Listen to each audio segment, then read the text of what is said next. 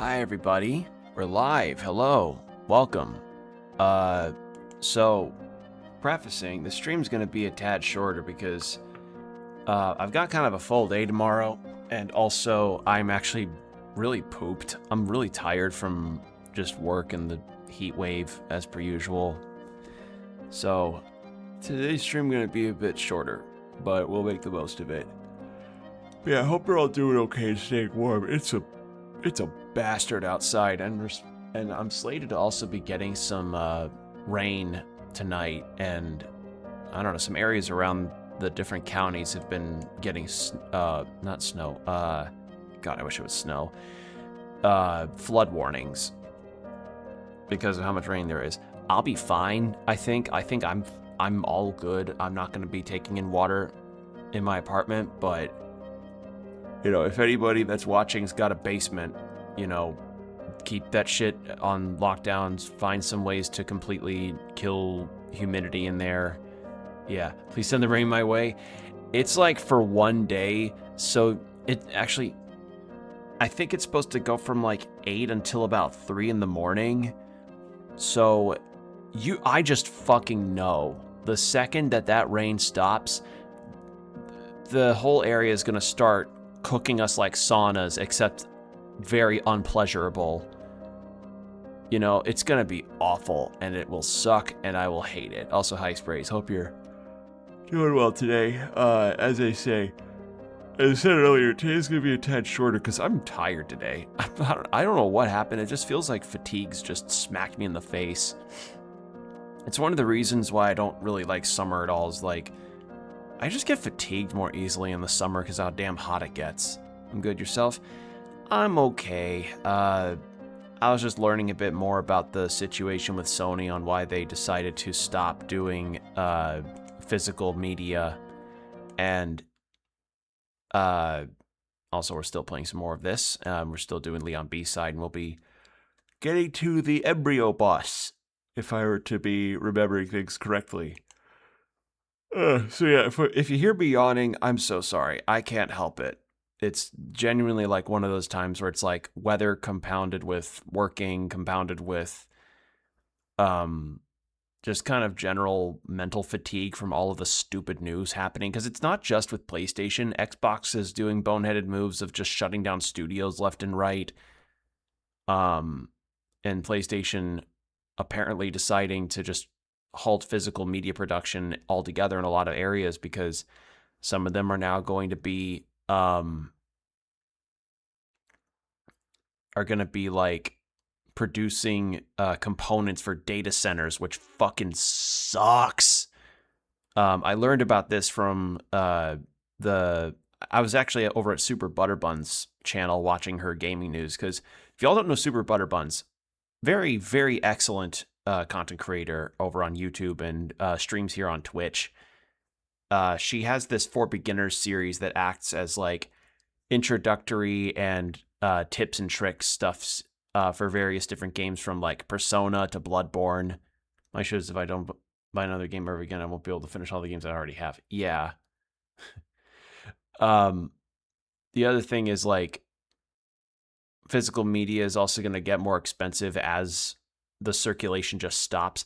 Like, some of the sources that she showed for the news was, a lot of it is just them wanting to cut out the middleman of production and retailers, so that way they just get to save an extra few bucks. Basically the same kind of mentality behind HBO Max deciding to shut down a whole bunch of, like, to axe a bunch of shows off of their platform and axe a bunch of movies, which would have included an animated Batman Beyond movie.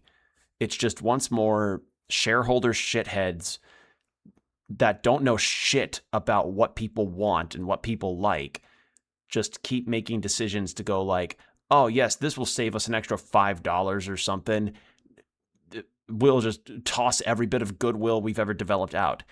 And this isn't really anything new for Sony regarding like boneheaded moves of pure goddamn arrogance and greed, because it is arrogance and greed. Like, Sony have historically had their heads really far up their asses regarding their standing in the games industry.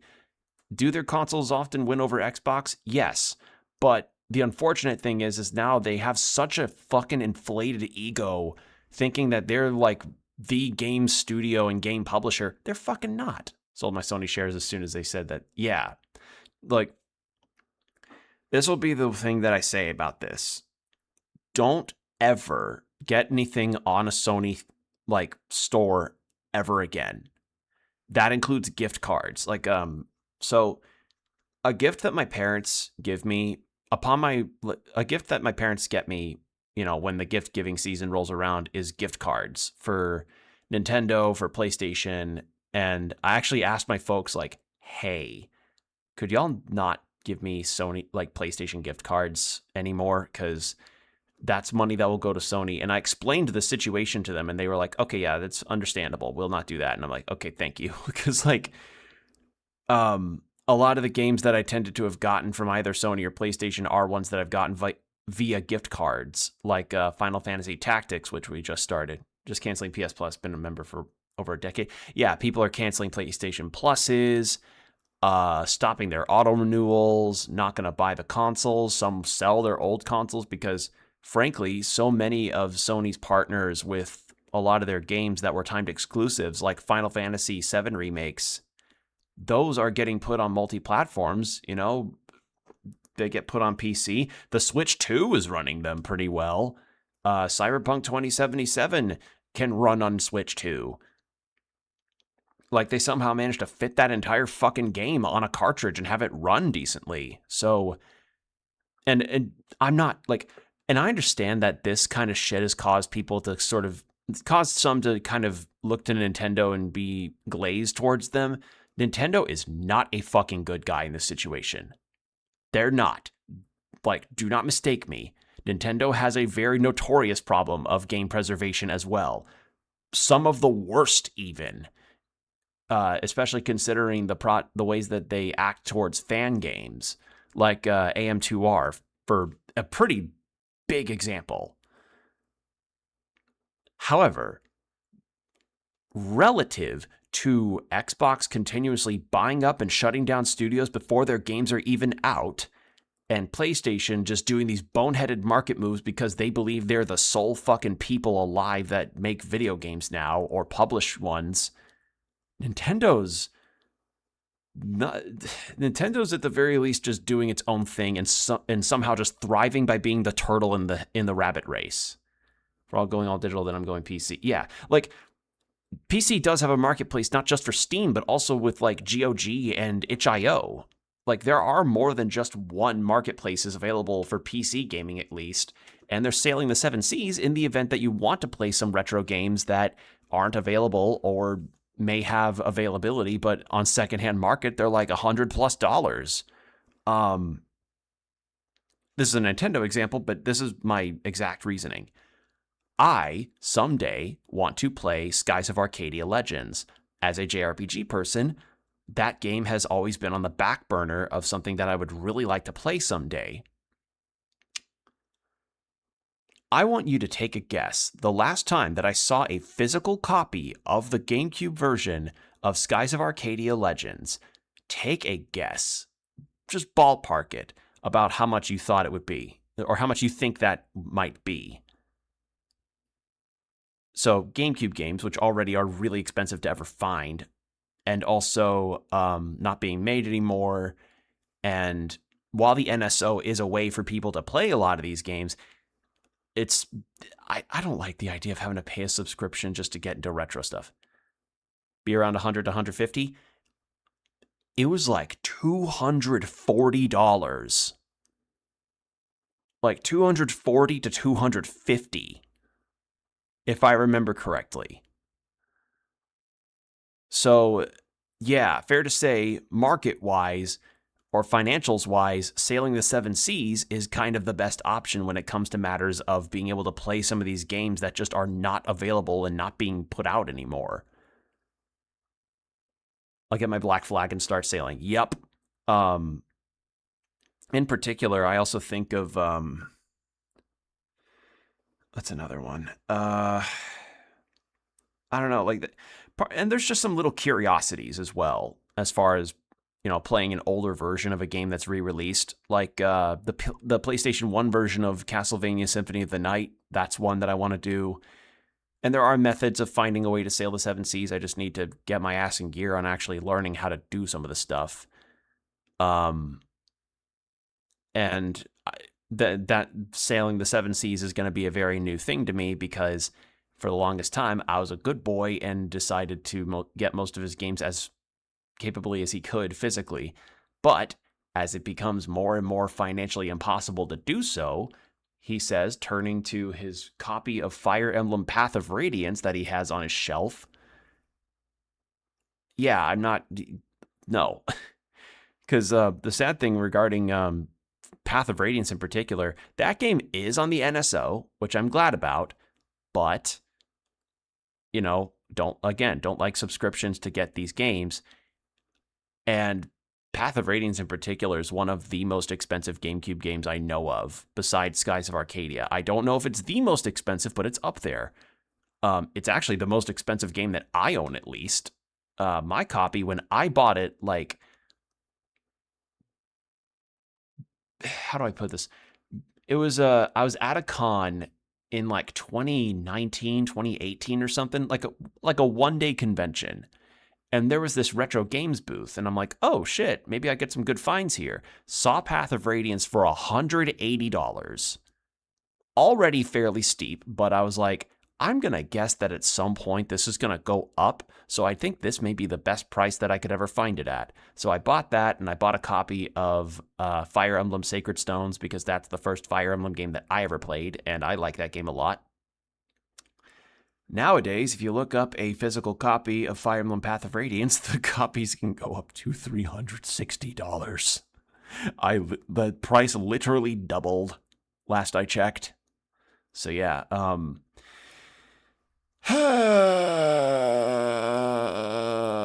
and okay, Sailor, but need to top up on my Nautical Steel sometimes. I need to like start getting more games physically. And there's going to be some games that you just can't do that with, like with a lot of stuff you find on Steam that's really good. And I understand that. And I'm not always going to have the money to shell out on like a fan gamer or I Am 8-Bit project of like, oh, we did a physical version of something like for Crow Country or things like that. I'm not always going to be able to do that, because some of those like indie release projects are really fucking expensive.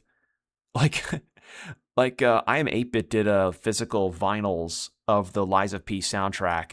Not available anymore, but I have been, you know, curiously eyeing versions of them on eBay and they're very much, of course, scalped prices. Like, you can't escape that shit, but I've eyed them. I've thought about it. And I've also thought about getting physical versions of some games that I already own digitally, just for the sake of having them physically in case, like, Sony decides to pull a Konami for PT and just take a bunch of people's games off the library unless they had them on the console. Because, you know, Butterbuns brought it up specifically as the example of like, oh, this is how this is how getting games digitally can turn sour so quickly. When Konami, back when they were just on a tirade of not wanting to be game publishers anymore, and decided to just make pachinko machines until they finally got their asses completely fixed up and understand that they're a fucking video game publisher, just went, oh, yeah, PT, that game being directed by Hideo Kojima and like co-created with Guillermo del Toro, cancel it. Just cancel it. Take Kojima's name out of all the credits.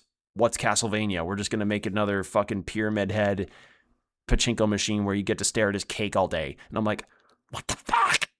Remember last time we were talking about cons and cosplay? Guess what my ads are showing me suddenly? Oh, did I fuck up your analytics? Oh, did I somehow algorithmically create cosplay ads for you? I'm so sorry.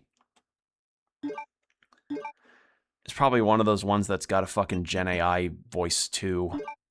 Because that's what I've been getting as well.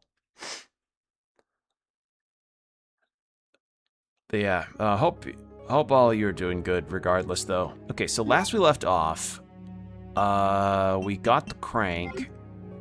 And the crank I need to use in the lighthouse. Oh, actually, my Nightbot thing reminds me. How is the audio? Does everything sound okay?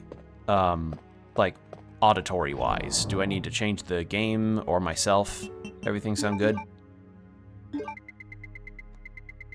I have no healing items. Well, actually, no. I have this. Yep, on the plus side, there's a con near me, so I might check it out. Awesome. Yeah, even if it's just for one day, do a con. Even if it's just for one day and maybe you're there for like a little bit, it doesn't hurt. Audio's good on my end? Awesome. Because actually, funnily enough, I took a look at a convention that's going to be local to me, just to kind of refresh myself, because I'm going to it. I'm going to be going to it on Saturday and Sunday of that con's weekend.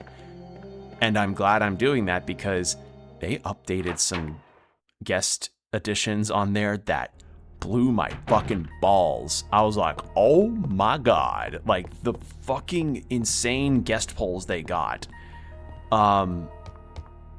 So it's a comic convention that is very much like broadly about all sorts of different stuff in geek media, from anime, video games, comic books to pro wrestling, which is cool. But some of the voice actor guests that they got on there are like, oh, these are some polls I was not expecting. Like, they got the VA for Elmo from 1980, who voiced Elmo from 1985 to 2012 as a guest. And I'm like, how the fuck did they get Elmo? So yeah, I was just like, wow. And, you know, I mentioned Hayden Christensen before, but another guest that I didn't know about until I saw it on the list was Robbie Daymond. Did 24-hour stream last year and nobody mentioned that I had no audio the whole time. Oh, that sucks. I've had audio, like, I've had things where I've forgotten to turn on the game's audio or my audio in streams, and it sucks. But yeah, Robbie Daymond, whom many will know as Akechi from Persona 5, and Chai from Hi-Fi Rush. And what I also would know him as is a supporting character in Fire Emblem Echoes. So I have a feeling if I bring that game box art up to him, that'll throw him for a loop. Travis Willingham and Laura Bailey are going, so I'm obviously going to get my 2003 FMA Blu-ray signed by them. Like, that's a easy pick. But another guest that I would genuinely love to meet. Do you all know the DC animated universe? Like the Bruce Timm stuff with like Batman animated series, Superman animated series, Justice League Unlimited, Green Lantern animated series. I think he's also the producer for that new Batman Caped Crusader series on Amazon Prime. Y'all know the DCAU? The voice of Superman from the DCAU is a guest. To a point, yeah? Yeah, like very famous works from the 90s and 2000s. Like, if you see the style, you'll know what I'm talking about. Like, very broad shoulders, kind of angular, pointed style, really interesting looking. And, you know, series that I would still recommend people check out to this day because they are very good. But yeah, the voice of Superman from the DCAU is going to be a guest at this convention, and I'm like, I get to meet the Superman that I grew up with? Fuck yeah. And what's even funnier is that it's kind of become an unintentional Final Fantasy meetup because Travis Willingham voices Sephiroth. They got the remake voice of Sephiroth as well before he got recast. And funnily enough, that Superman VA for many years with Kingdom Hearts, Final Fantasy Advent Children, and most other Sephiroth-related stuff was the voice of Sephiroth. So this con's got 3 Sephiroth voice actors. And then on top of Elmo, on top of Superman, on top of a lot of the Critical Role Campaign forecast as well, they also have, and on top of Hayden Christensen, they got Lou Ferrigno, who was like one of the, I think, the original Hulk from the live-action TV series. And Clerks as well. Like, this con is gonna be insane. Like, I have never I've not seen that stacked of a guest list for a con, I think, ever. I may need to, maybe the time that there was one with Tom Kenny, but this is like a bunch of high-profile guests in very quick succession. And I'm like, how the fuck are they getting these people? Like, I understand the deal is like conventions go to an agent and the agent goes to the actor or the person in charge or the person in general. And they're like, hey, you want to go to this convention or you got an invite for this place. And they either say yes or no or have to cancel, which sadly this con did get some cancellations. I was really hoping to see Matt Mercer and Liam O'Brien, but they canceled, which I'm like, that's fair. I understand. Cancellations happen. Not like there's enough already happening at that convention that I'm like, that's okay. That's completely fine. But yeah, stacked as fuck guest list. So I'm excited for that weekend. And I pray for my wallet because that's going to be a lot of autographs I'm going to be getting. Like, a lot of autographs. All right. Because, yeah, we got this stuff gathered.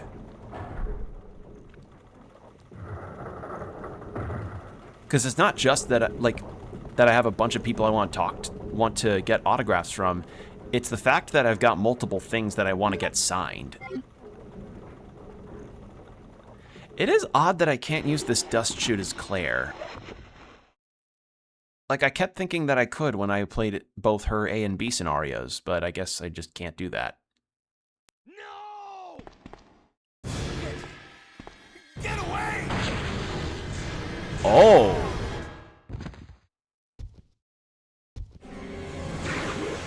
Oh! He doesn't throw the embryo in him, he just cuts him down. Huh. Okay. Interesting. Huh.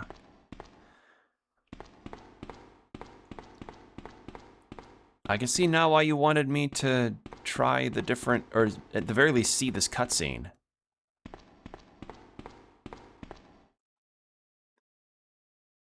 Yeah, sorry to get kind of like giddy about the whole guest list thing. I just love going to cons and meeting industry people. Ben!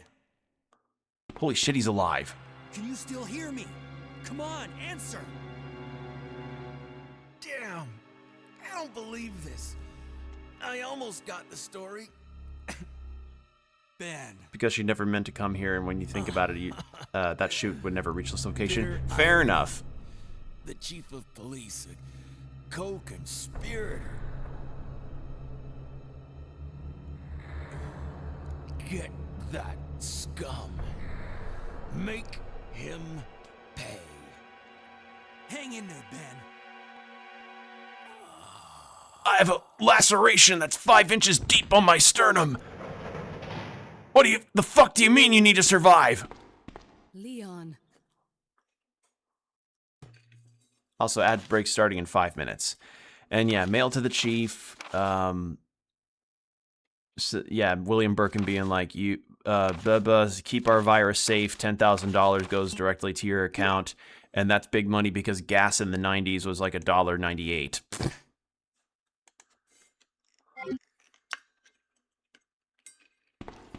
Where are you going, Ada? To the chemical plant. I have a feeling that's where I'll find John. Ada, wait! Hey!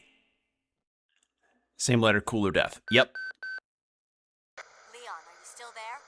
We're leaving. Are you crazy? The streets are still crawling with zombies. It'll be all right, trust me.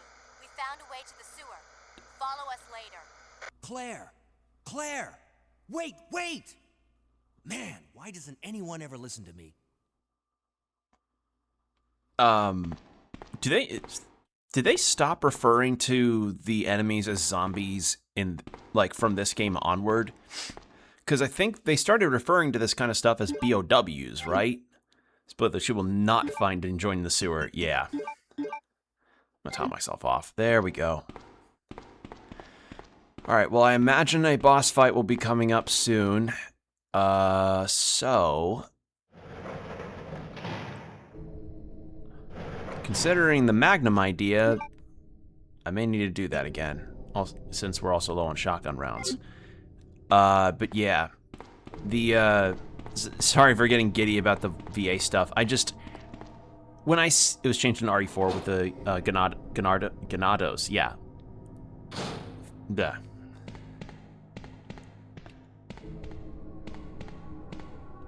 Go down ladder.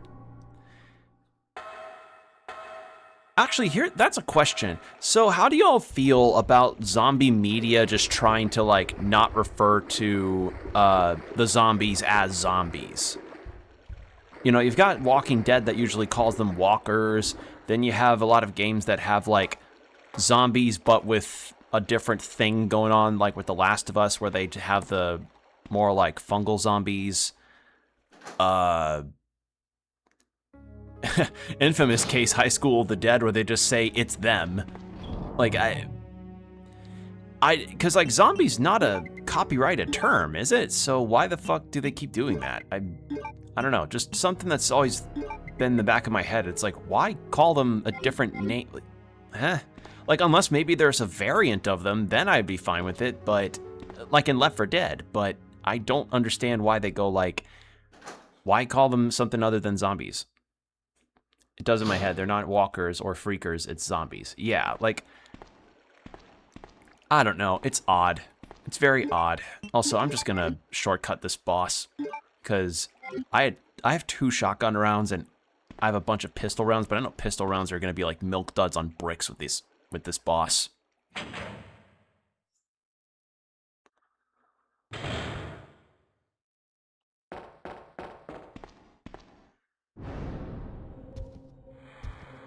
Hey, man.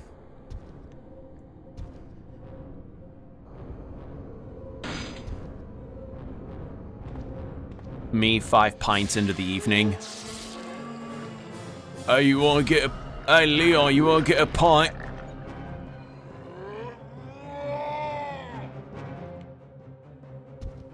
Hi, Birkin.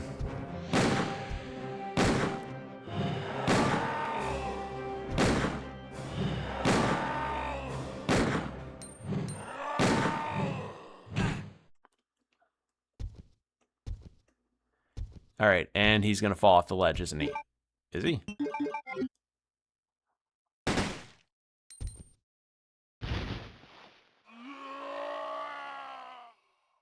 Don't want that to be you? Take care of your pints. So yeah, instead of the embryo boss, we got just Birkin. Interesting. All right, well, we're gonna go put this Magnum away, because I imagine I can get some more Magnum rounds at a later time. Turn around, there we go. But the ad break is about to start, so we're gonna go into 3 minutes of ads with an hour of no pre-rolls, so be sure to hydrate and stretch, do whatever you need to do, and we will be right back. And we're back. All right, so, I did not mean to, what did I hit? There we go. Yeah, so, let's see. We need to actually put away... Oh, I have a bunch of Magnum rounds already. All right. There we go. And, at some point I do want to plan on revisiting the 2 remake, because I've got a physical copy of that. I'm just wondering if whether or not it will work on my PS5. I feel like it will, but... if I have to go the PC route of it and start all over again, that's fine, because, frankly, as I said earlier, don't buy anything on the Sony stores anymore. Vote with your wallet, because in the end, they're supposed to service you with their products, and if they aren't going to be doing that with the physical games, then, you know. Because from my understanding, if you have the disc, you can at least get things working. It'll work on PS5, even if it's the PS4 version of it. I'm just making sure, because I've got a few PS4 games that I would love to play on. Mine's physical as well. Okay, because it's not just that. I've got Yakuza 0 on PS4, not the definitive version, just the regular one that I got years ago. I've got Shadow of the Colossus. I've got Witcher 3. I've got Ni no Kuni 2, which was an odd pull, but the premise was so odd that, and the gameplay is actually pretty decently fun. What else is there? Yeah, Persona 5, Nier Automata, and I've got like a few PS5 physical games as well, but those are kind of few and far between, because unfortunately buying stuff physically on a financial basis makes it really hard to afford them. Although, I did see a physical copy of Resident Evil 4 Remake for PS5 that was like 25 bucks. And this is the thing that I'll just advocate for a lot. Like, if you're able to, please go to a secondhand store or something to buy games from them. Just, like, if you can afford it, get your game physically. Ada!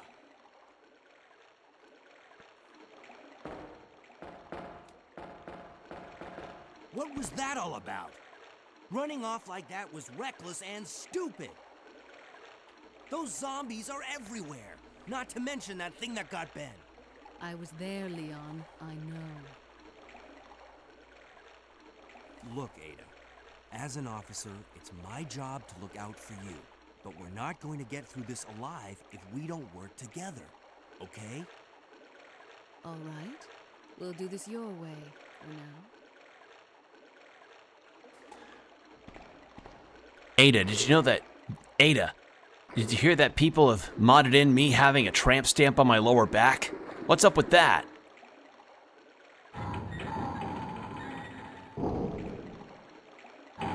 It is interesting that Leon's hair has like gone from brown to more blondish as the series went on too.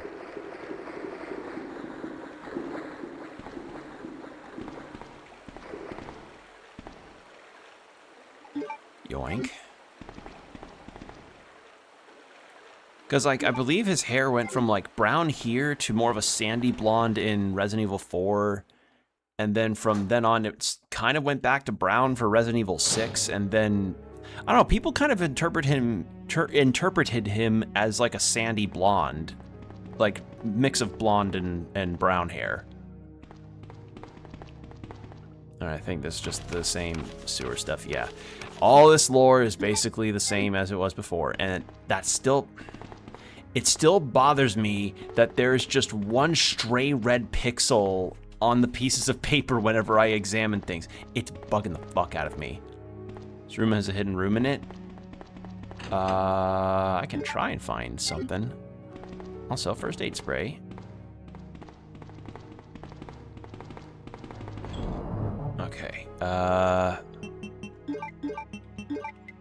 There. And you know what? I'll put the mixed herbs back.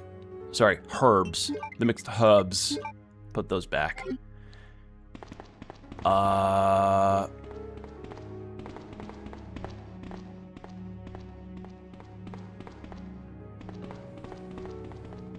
can't really think of... The only thing I could think of is maybe like a false entrance behind it. Okay. Chat, I swear to God, that was on accident. I swear to God, I swear. Sprays did not type anything. I did not look anything up. I was just about to go around and hit examine on the locker. I did not fucking do that. That was not like, I didn't script that. I promise you. It was not scripted. This door to the warehouse. Will you open it? Yes.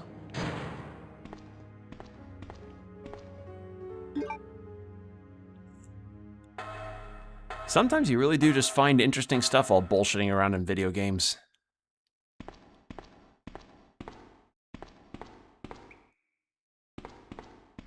Why give me a prompt to enter the warehouse? And yeah, it is dark as hell in here, so... Alcohol lamp. I can confirm he wasn't told. Yes. Sprays can confirmed, I was not told shit. So what's even here? Ooh! Please and thank you. Time for my favorite game. Rub against every texture like a really affectionate cat.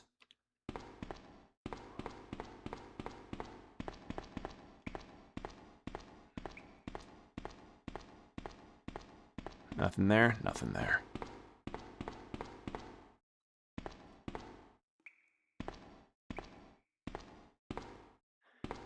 Too dark to see any too dark.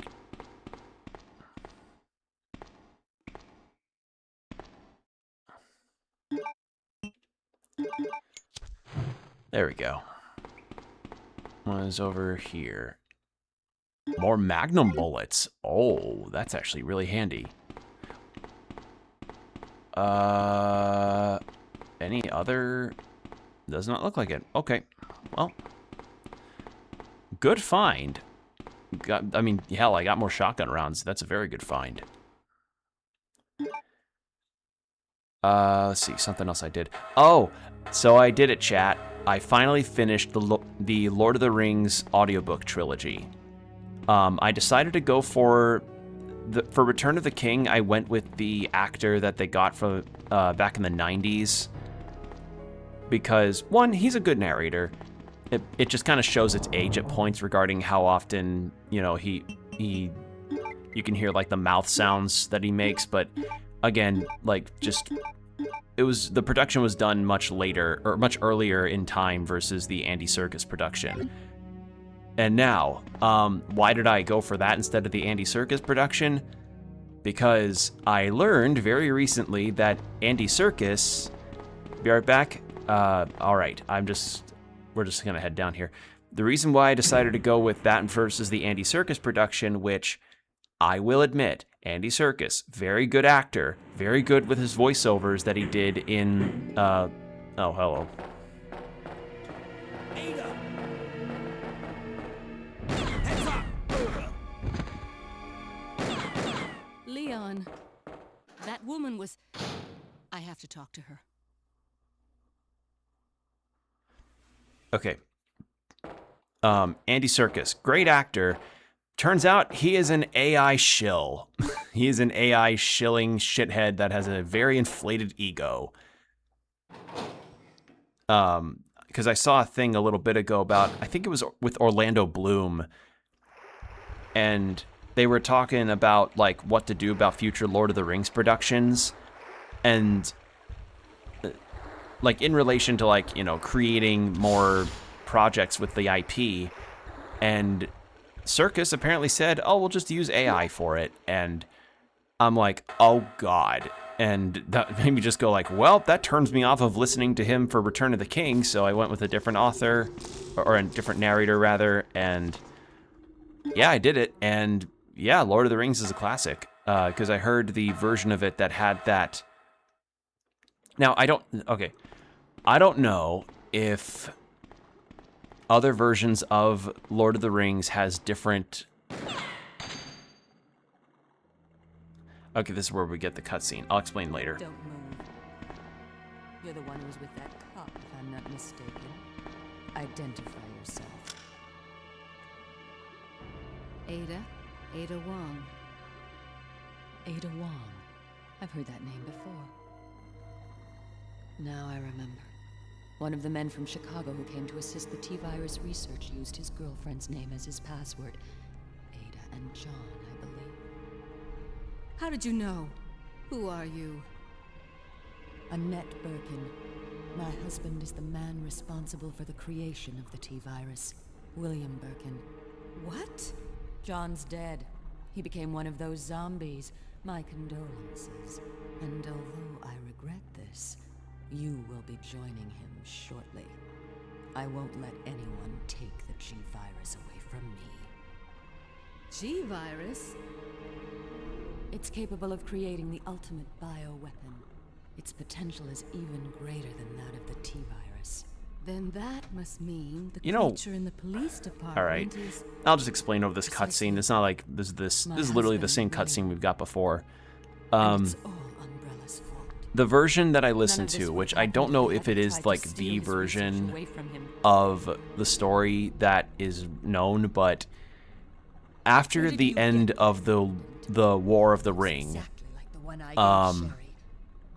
She dropped it. there's a lot of lore that's provided, along with the denouement of the Battle of Bywater. And what essentially happens is that you're given kind of you're kind of given a bit of knowledge regarding, again, how the history of the hobbits came to be, as well as the history of the dwarves and the histories of the rulership of the, say what you want about it, but knowing your staff's names, partners' names, and what happened to them, that's good management. I mean, that, I'd consider it a tad invasive. If my boss, I don't know, like, unless I talked about it at work, if my boss came up to me and was like, hey, Will, how are you and your girlfriend holding up? I'm like, I didn't say shit about having a partner. And I mean, that's actually, okay, so I don't have a girlfriend or a spouse or anything, but I have been asked a lot if I am married, and that's like, I don't know, like, unless maybe there's some clues, or if I say it out loud, I feel like bringing that kind of thing up is just reaching a little too into the personal bubble. Like, I'd rather my management not get too involved in my personal affairs, if you ask me. Like, I would rather be the one to talk about it myself versus them trying to go in and be like, especially since they are my boss. Like, I don't know, like, or a coworker even. I try to keep that kind of shit separate, you know? Anyhow, so the version that I went with had this addendum after the Battle of Bywater was done, and it was like history of the hobbits, history of the dwarves, history of the kingdoms of men, history, well, actually, kind of history of the elves, and then also a big history on the lineages of the kings in Middle-earth and the monarchies, as well as the history of Sauron and his relationship in the area, as well as Saruman and his relationships with other people in Middle-earth as well. Then afterwards, they also added... Then afterwards, there was also like, oh, here's what happened with Aragorn and his wife after the events of the Ring War. Here's what happened with Gimli. Here's what happened with Legolas. Here's what happened with Theoden. Well, not Theoden. Éowyn and Arwen? Arwen and Éowyn, I think. Theoden's kids. Here's what happened with Theoden's kids. Here's what happened with Faramir. Like, all of these characters that you just encounter, it's a lot of, the part of the book is that covers is literally called Many Partings. It's definitely many partings. It is a lot of partings, which I'm fine with. It's wrapping up a very big saga with a lot of characters. So, you know, you take what you can get on that front.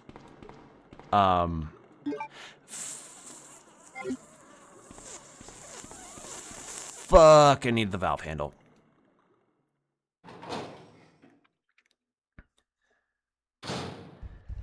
So yeah, I did that, and that's been good. That, like, getting to do that is good. And I actually have a physical copy of The Hobbit, which I don't know if I will make that my next physical read, and I'd actually love to get the Lord of the Rings trilogy of books at some point, just to have them on my shelf. Because, I don't know, in the event an EMP decides to take out all of the audiobook apps around the world, I just would like to have some physical books to keep myself entertained.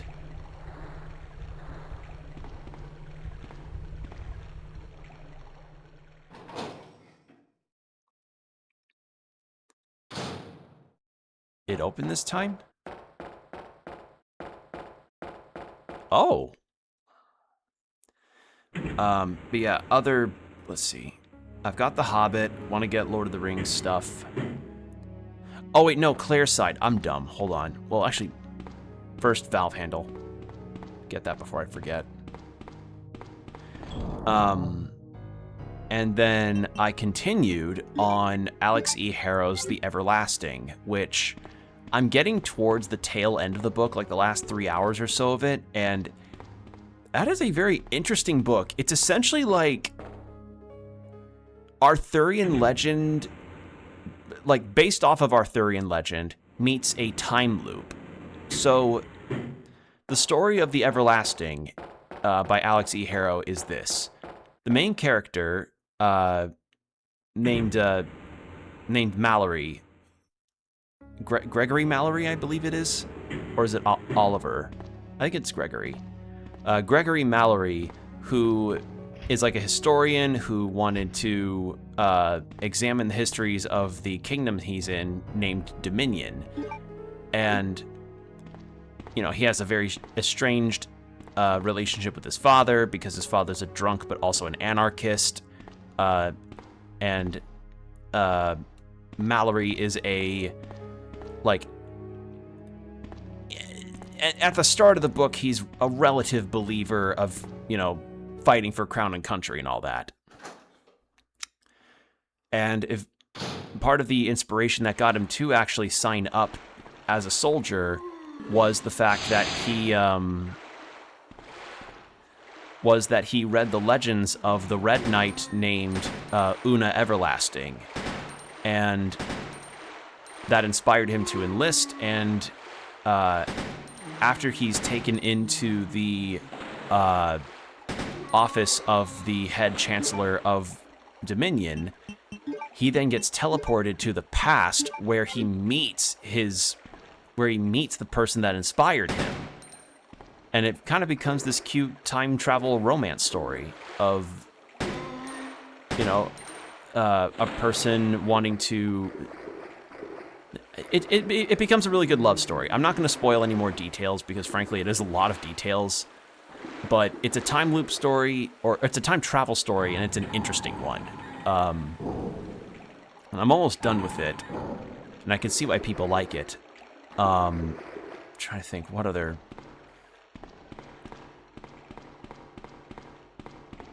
I saw there were green herbs, but I wonder what else are here, even. Because I am just working backwards. Okay, and then this leads up to the mayor's... Or, not mayor's, Chief Irons' office.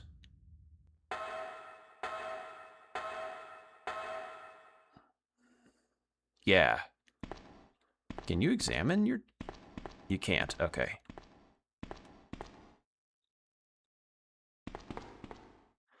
Really, Leon has no commentary on his chief having a fucking torture dungeon? Nothing? Huh. Okay, this just all leads back to Irons' office. Cool. It's really cool that there's a whole route like this. But I'm guessing the thing that I was supposed to take into examination there was the fact that there were 3 green herbs, which I will... I'm going to put the valve there, and then I'll take 2 back. It's going to be some back and forth. But yeah, after I finish the Everlasting, I'm kind of trying to wonder what else I would want to listen to. I don't know why it keeps getting that word. Leon's a wee bit of an idiot. He is known as a himbo for a reason. Well, not himbo. He's an idiot in the doofus way. Not idiot in like a himbo way, I think. Like if I was to be... Yeah, just kind of a doofus and doesn't really like... Especially in 2, he's very much in over his head. Because he was just going to be on his first day of the job, and he's not a cop anymore, thank God. He's just a special agent that's supposed to be fighting zombies and other weird monsters. Anyhow, so yeah, I'm just kind of figuring out what I want to listen to next for audiobooks, because the Libby books that I've got on hand are ones that aren't available for another couple weeks, but they are good ones. Like, one of them actually is a book that my dad has physically. Let me pull them up, actually. So, the books that I've got on hold right now that will be available in the next couple weeks are The Fox and the Devil, which I read a review on from my local bookstore, and that's sounds like a really good listen, and The Raven Scholar. I hear really good things about The Raven Scholar. But currently it's The Everlasting, and then when I go into my library, I I don't know. I don't know what I want to play or listen to next after I finish that. I've got a lot of Sanderson stuff, but I also hear really good things about Alchemized. Like Alchemized and Legendborn. Both of those, I hear really, really good things about it. Keep the Valve, trust me, you will regret leaving it here. All I'm doing here, Sprays, is I'm just gonna be grabbing the green herbs here and then putting them in the storage box. I'm not going without the Valve, do not worry. I'm not gonna forget it here. I'm literally just doing a transfer. Because I want to have these on me in case the fight that I end up with at the end of this scenario end up being a complete ball buster.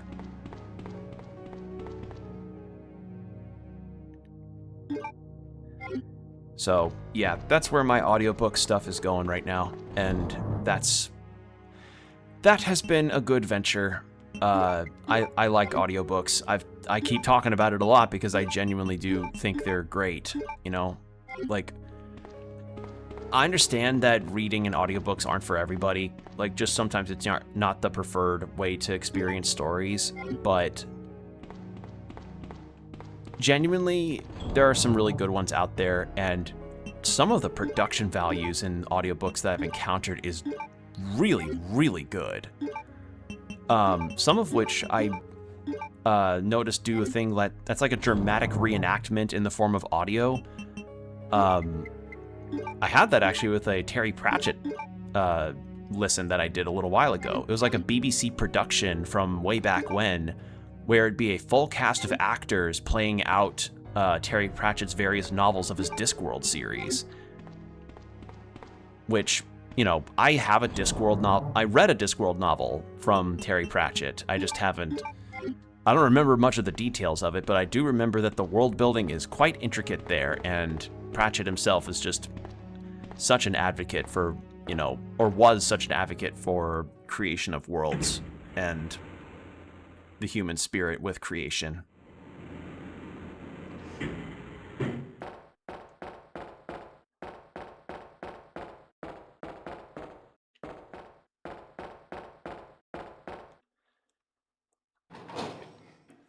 And actually, I would recommend Terry Pratchett's work because Terry Pratchett's work is actually fairly introductory, like a good intro if you're into any kind of fantasy. The Discworld stuff, I mean, hell, it's considered some of the most famous fiction out there.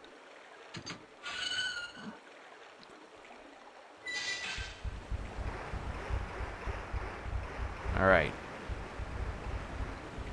We're gonna go to the Valve. I said we're gonna go to the Valve. Trying to think, anything else?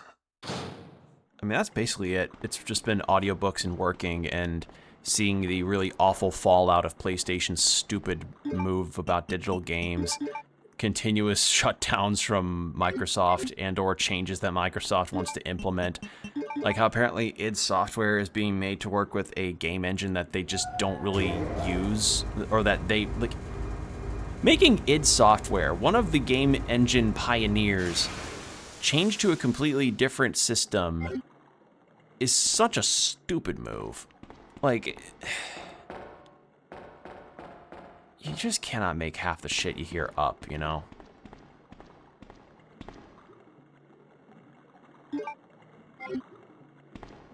And as I said, Valve and Nintendo are not, like... Before I forget, I know I'm gonna need to do this again. Valve and Nintendo are not perfect either. Like, I am not gonna be... like, oh, Steam and Nintendo can do no wrong. Like, Valve and Nintendo can do no wrong. Far from it. They have done wrong.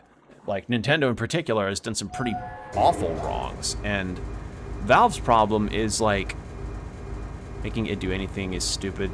They're more than capable. Yeah. Anyhow, Nintendo has just had a bad history of just really horrible practices on how they enact, like, takedown suits. There's that one guy who has to pay off a massive debt for the rest, or has to give a percentage of any income he earns to Nintendo for the rest of his life. And Valve has this problem of not being super enforcive of generative AI stuff in their catalogs. Like, aside from a fucking... Like, aside from having to opt into a prompt, it's like, what the fuck else do they really do to enforce, like, Gen AI? Because, like, the Gen AI disclosure that they have on Steam is up to the discretion of the developer to put there, which unfortunately leads to developers not really doing it, or being really, like, misleading or just odd with the messages. Like, I believe one message I saw when I was browsing for demos for the Next Fest weekend was somebody on Blue Sky put it up saying, like, I'm just a little guy, something like that. And I'm like, you use generative AI in your video game and you're gonna act this coy about it? Fuck off. Anyhow, anyway, yeah, I just...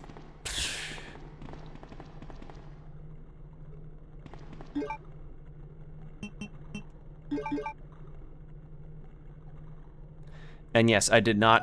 So, I didn't realize that I could do this with the valve handle, because when you think, oh,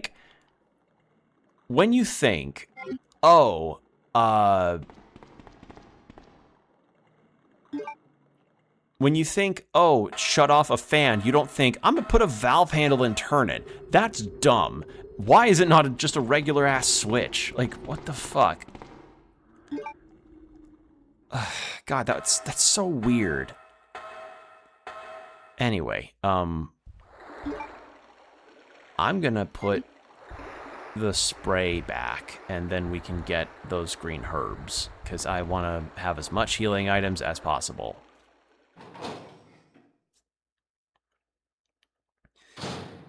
Yeah, it's just, I'm trying to find some positive things that'll come out of gaming news. It's just really hard right now, because it feels like every third step,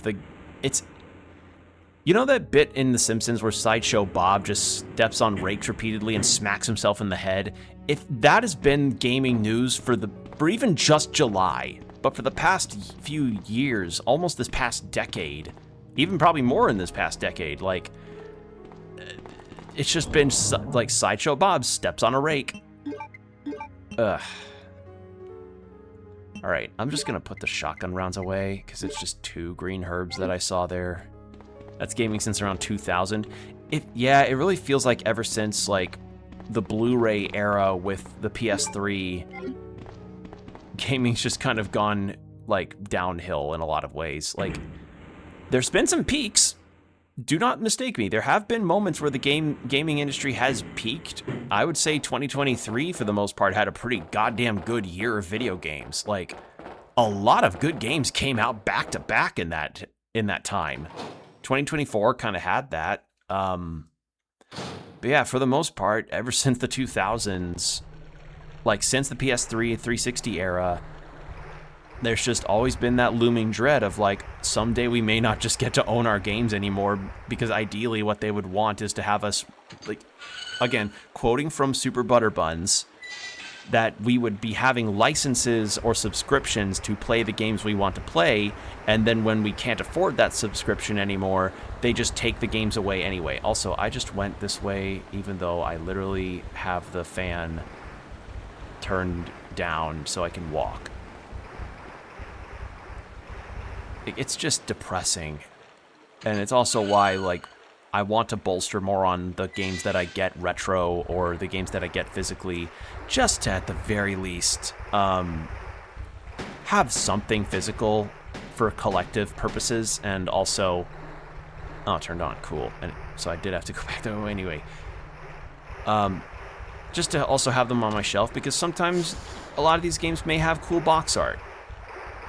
And I say may in quotes because I don't know about y'all, but the box art game for a lot of games lately for their physical releases has been kind of weak. Like, it's been kind of weak. What I hope is maybe for like I don't know, the new Castlevania game, that key art that got shared, if that was the game's box art, I would buy that shit. I mean, I'd buy it physically anyway, but that'd be something I would 1000% buy physically.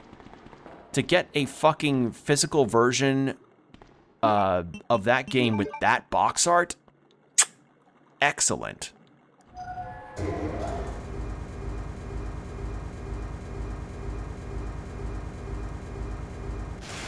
All right. Oh, this valve handle. All right. And you know what? We're just going to combine these into one so I can grab that medallion from upstairs. May as well. Combine. At the very least, have a good healing item on me.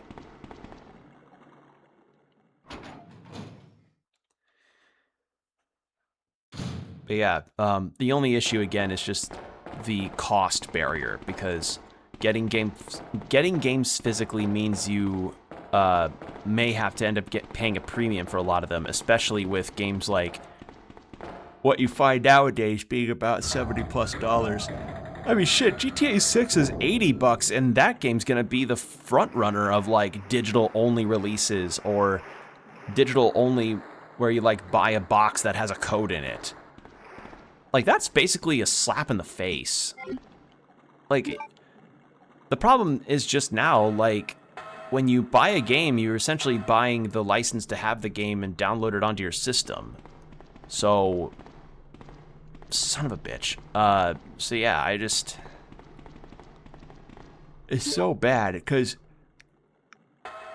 like, the only way for you to play something like PT, like I mentioned earlier now, is that you have to, like, borrow or buy a PlayStation 4 that has the game on it already, because nobody else has, like, there's no way to play PT otherwise, and there's no, like, reverse engineered way to play it on PC like how people did with Bloodborne. Which is kind of fucked up, because, like, it really feels like PlayStation just doesn't know what the fuck it's doing with a lot of the franchises that it has, and any of the companies that stuck around with them are gonna sink down on the ship with them. Naughty Dog's gonna sink, Insomniac is gonna sink, Sucker Punch is gonna sink, and Santa Monica, I think, will be okay, but only if they can get their games put on PC. But I don't think that's gonna happen because PlayStation stopped putting their games on PC, which I think is really dumb. Also, healing is for the weak. Well, I'm weak then. I'm weak survival horror babby. Excuse me.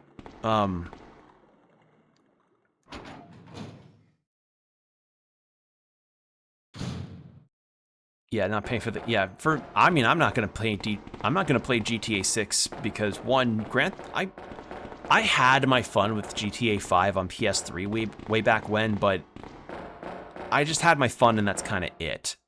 I have no interest in GTA 6. Literally none. You couldn't pay me to have an interest in that game.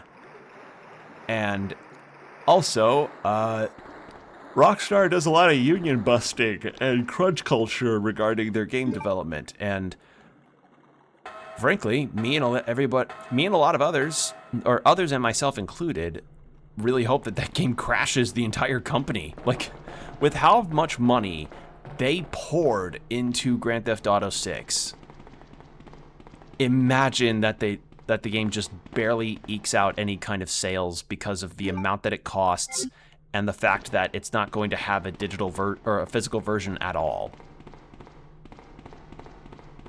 And I'm not just talking like, oh, physical versions as in like just the disc. I mean like also the cool deluxe editions that you tend to see for a lot of games, which I personally never really indulged too much in because, one, that's a lot of shelf space to dedicate to some games like extra box arts or to other box art, like box art books, maybe some statues if the game's got some really cool stuff there. But I don't know. I'm not usually a deluxe edition buyer, but I understand that that is a version that a lot of people tend to buy because sometimes you just get some really cool shit with that. Like, for instance, one cool deluxe edition or one cool video game item I think that came by with a Kickstarter backing was a statue of Yi from Nine Souls. I was like, oh shit, that's cool, but I learned about it too late. The deluxe edition, again, extra cars in GTA. I don't buy cars. Yeah, like deluxe editions for in-game items specifically, like, if you're gonna give a deluxe edition, give something more physical that the players can actually enjoy, like an art book. Like, even just an art book is more substantial for, you know, the extra cost for me than just some extra in-game usable items. You know? And frankly, the only times I ever... Oh, God. The only times I've ever bought deluxe edition versions of the games is because the sales of them, when they're on sale, they tend to be pretty inexpensive. I didn't get the everything version of it, but for Yakuza Like a Dragon, I got a version that included some DLC in it. I own Shantae Half Genie Hero Deluxe Edition that came with a bunch of stuff and an art book. And that was because it was a version of the game that was at a GameStop, and I was like, why not? When am I going to run to that again? Actually, there was one fucking game that I saw a physical version of, but because I did not have a job, I didn't buy it, and I'm so pissed at myself that I didn't do it. So, y'all know, I talk about JRPGs a lot on this channel. I love JRPGs, and one JRPG that is on the more, like, lesser known scale. My RE2 in 1990 came out with the book, the box, and the beta demo disc. 40 pounds. Yep. I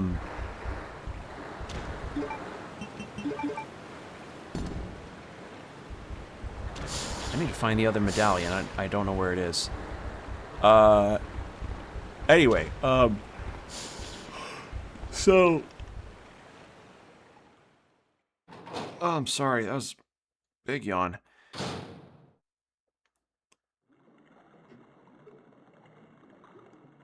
I don't know where the fuck I'm finding this other medallion. I forget where it is.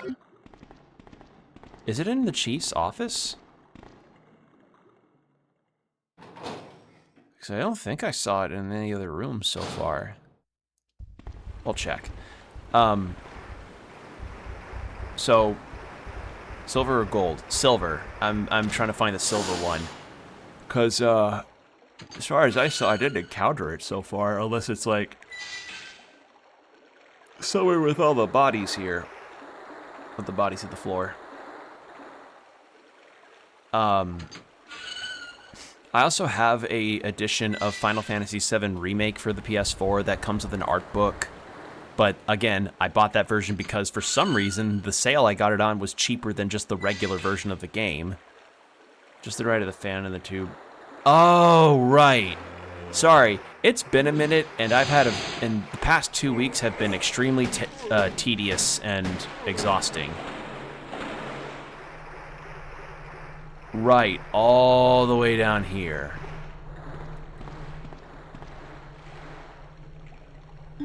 Thank you. I forgot that was down there. Let's see.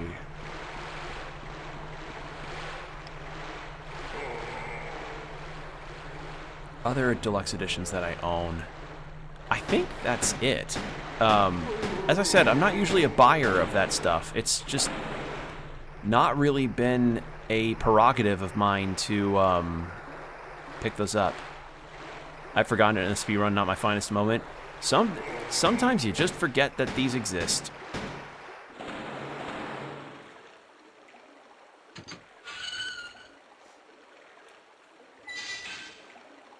Yeah, it's not to say that I don't think there are... That's not to say that I wouldn't get a deluxe edition of a game that I really like. It's just, unfortunately, those versions also cost a lot of money. Money that I just do not have. because everything's fucking expensive nowadays, and the money that I could spend on that deluxe edition of a game could be money that I could use to get gas. Also forgotten the Magnum. It's the only gun you use. I'll be using the other guns. It's just the Magnum was for the Birkin fight.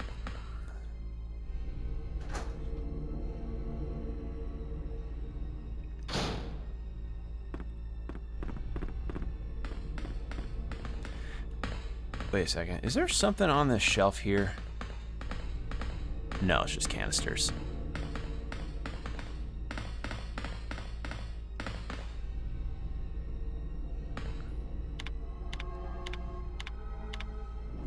Actually, I have a funny story. I might have told this before. Way back in 2015, when The Witcher 3 came out, I was picking up the PS4 version of it, and actually is the same PS4 copy that I've had for, you know, ever since then. Like, I've had this copy of Witcher 3 for like 10 years. When I was initially getting it, the GameStop employees I was talking to was trying to get me to buy the deluxe edition version that came with a statue, because it was literally just taking up space and no one bought it.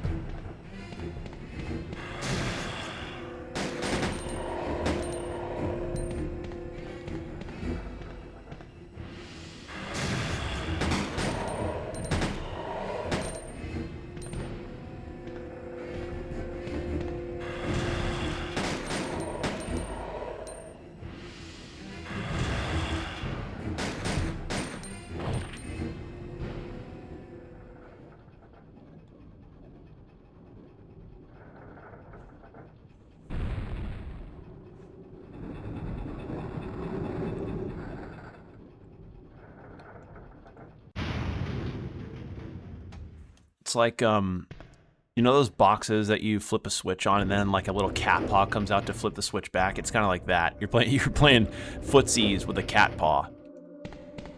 Also, I remember this. Yoink.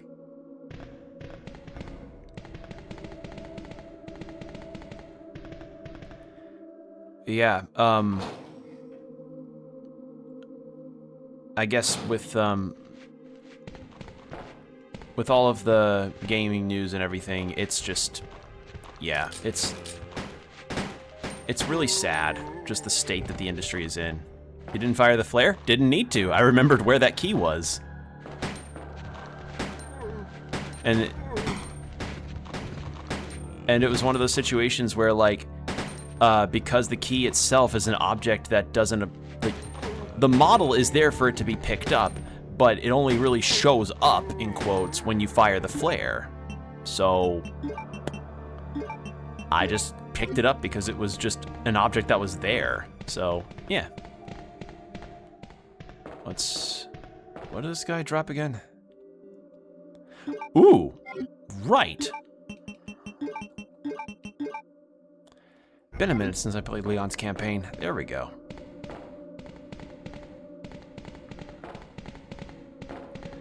Well, we're close to the underground lab. But the flare, I know. Listen. As an American, I get distracted by bright lights that get shot up into the air too. We literally had an entire holiday. We have an entire holiday for that. But I'd rather not. Like, not much of a need to, frankly. As I said, like, I already knew where it was. I didn't set it off when I played Claire's scenarios either, because I remembered where it was. I'm gonna have to come back for those later. Bit late now, but if you combine weapon parts with empty, feels different. Really? Interesting.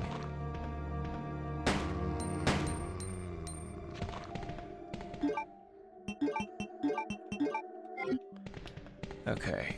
Then up this way. Yeah, as for other Resident Evils that I want to tackle in the future, We finally arrived. There must be something hidden here. I'm kind of thinking if whether or not I should just go ahead and finish this since we're already near the underground lab anyway. Like, because it does not, that lab section does not take long to get through. And as far as I know, I'm not synthesizing cures or anything. So, actually, no, if I've got Sherry in this scenario, then maybe I do. Huh. I'll think on it. First, let's get those herbs.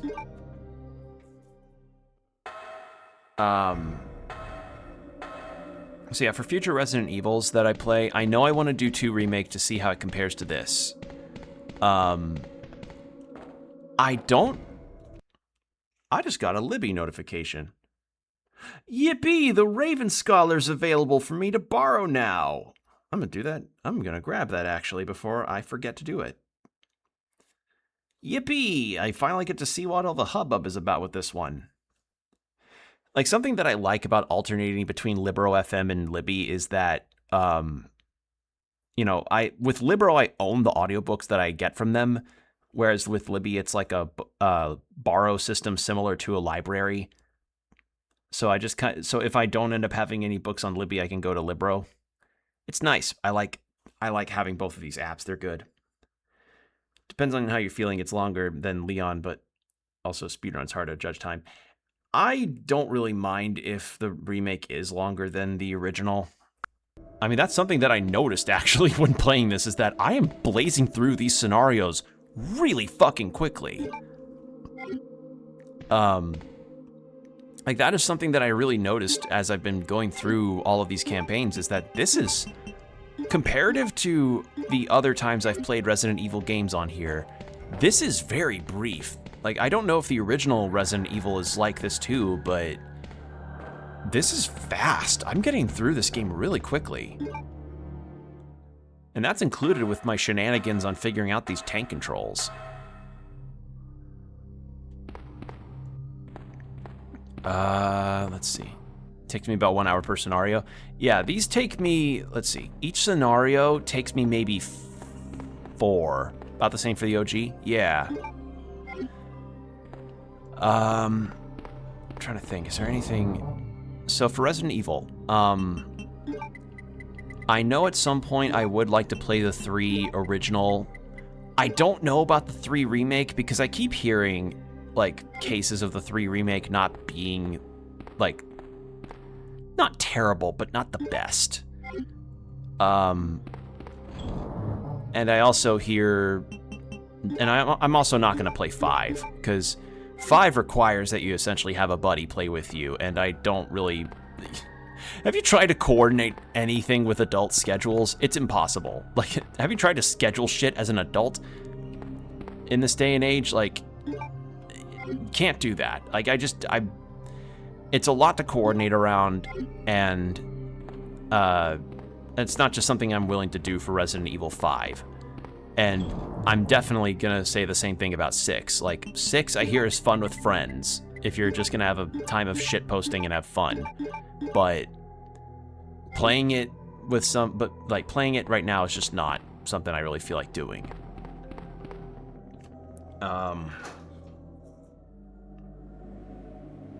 Wait, is the tram thing gone? Synthesis, it is. Wait, I know exactly what I need to do. 3 remake is fun speedrun, but casually it's not very good. It's one of them. If you are doing all of them, then do it. But if you miss 3 remake, you're not missing a lot. Yeah, that seems to be the consensus. Is like, if you, unless you're playing the series in a dedicated do all of it method, it's one that you don't have to really play because you're not missing much. So you know what that sounds like to me? That sounds like I can probably just get the same kind of enjoyment playing the original.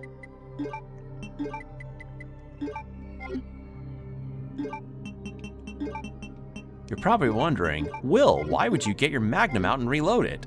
because I remembered that Mr. X in the B scenario comes up in that basement section, and I don't feel like blowing a bunch of fucking shotgun rounds on him. And I've got like a bunch of Magnum rounds, so I may as well use them.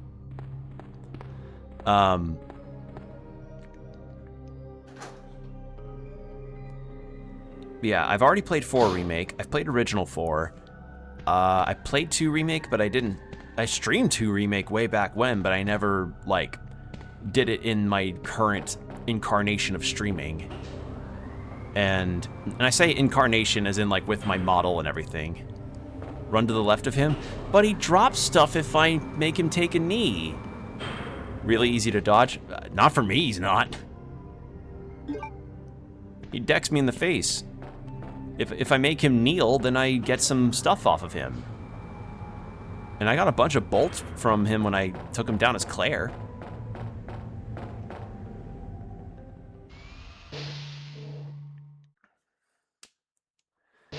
I'm not a speedrunner. I don't know the exact frame data of Mr. X's left testicle. And you just know, there's somebody that'll go like, I did hyperanalyze Mr. X's left testicle, and it goes into this exact 60-second frame rate. And if you move to the left and then you tickle his ball a little bit with your pinky finger on your right hand, you can actually stun him for extra damage.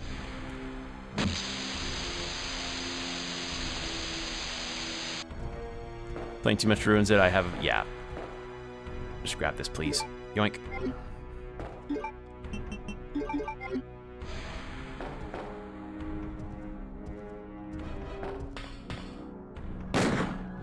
Ow!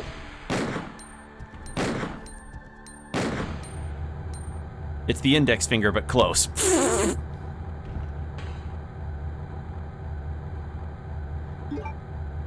Yeah, see, worth it. We get more shotgun shells.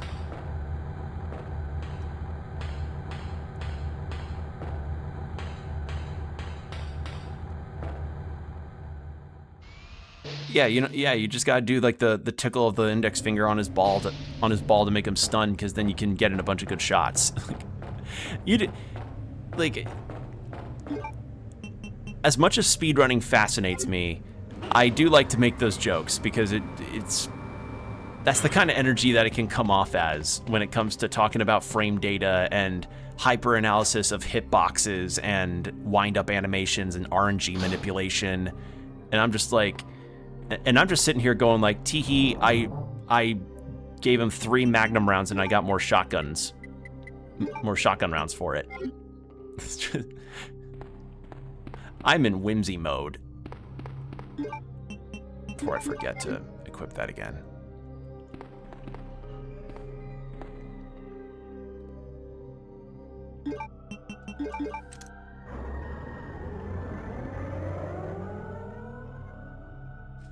Come on, let's go. Oh, something else. So the new Ghost in the Shell anime, I think, premiered its first episode this week, and people have been understandably really excited about it, and it seems like a really good series so far. Oh, we are ridiculously sad at this point. I would have the Magnum with 9 shots and a pistol with 7. Yeah.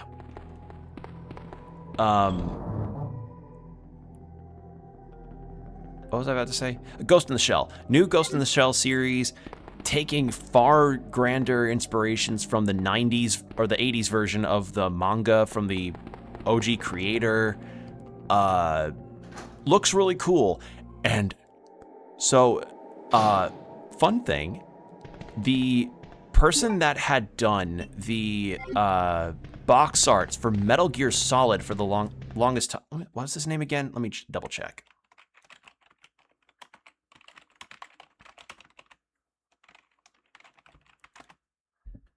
Yoji Shinkawa, who had done box arts for the Metal Gear Solid series for so many years, did a end card for the first episode of it. It goes so fucking hard. Like, you need to look up this Ghost in the Shell art that Shinkawa did, because genuinely, I want that shit as a fucking print or a desk mat yesterday. It's so fucking cool. Like, And somebody actually said if that art got released in the 2000s when Metal Gear Solid and Ghost in the Shell standalone complex was at their peak, we would be in a different paradigm of timeline. And I'm like, yeah, makes sense. All right, but the ad break's about to start, so we're going to go into 3 minutes of ads with an hour of no pre-rolls. So be sure to hydrate, stretch, do whatever you need to do, and we will be right back. And yeah, BRB. And we're back. Thank you for your patience. All right. So, yeah, Ghost in the Shell, glad the new anime seems to be well-liked so far. I just haven't been on the ball about that because my anime watching has been not, my anime watching's not really been super strong lately. I've just not really been on the ball about it. There's just a lot of shows that I've missed out on. And plus, as I said, I've become more of a manga and comics reader, if anything. Like, because a lot of times manga, comics, and webtoons are far more cost-effective and just affordable for time, since I'm a much faster reader than opposed to a watcher. Like, I'm not opposed to watching something, but, you know, I can catch up to Ichi the Witch faster than I can check out a new episode of insert series here. Especially since most of the time, manga apps are far more cost-effective.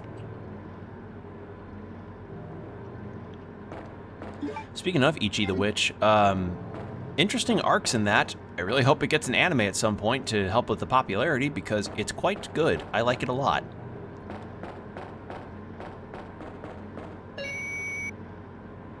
All right. Let's see. I've got shotgun rounds, and yeah, I should be fine. I should be fine.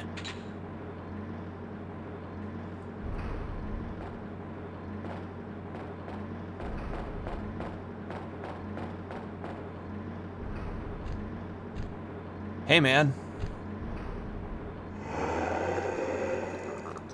Sick prosthetics for your cosplay, bro. How much did that cost you? How long did it take you to do?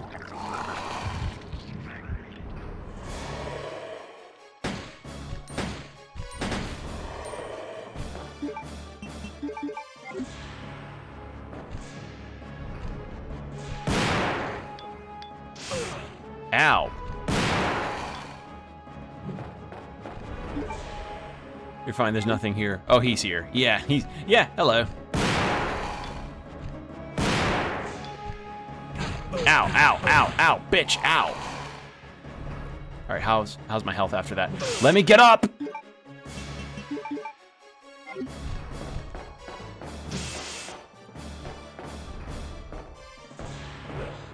Oh, shit.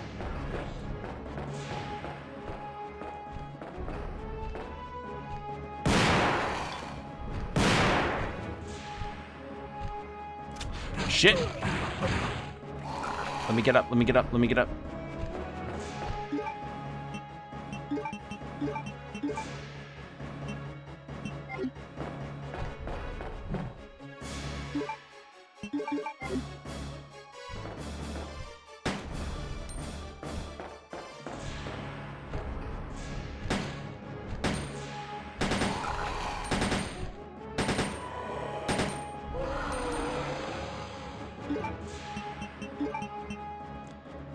Shot twice, run to the left of him since rinse repeat.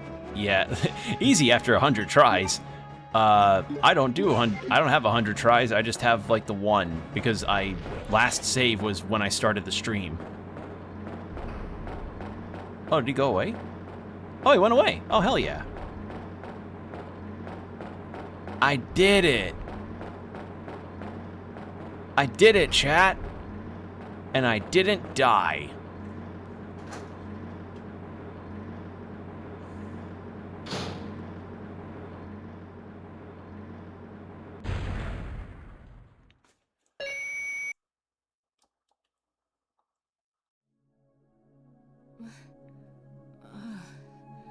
Welcome back. Hey, take it easy. We're inside Umbrella's secret lab. I'll go find something to treat that wound, so just rest here in the meantime. But, I'll only slow you down with these injuries. Go. Save yourself. Is it just me, or does everybody always ignore what I say? I told you, it's my job to look after you. But you'll be in danger if you stay with me.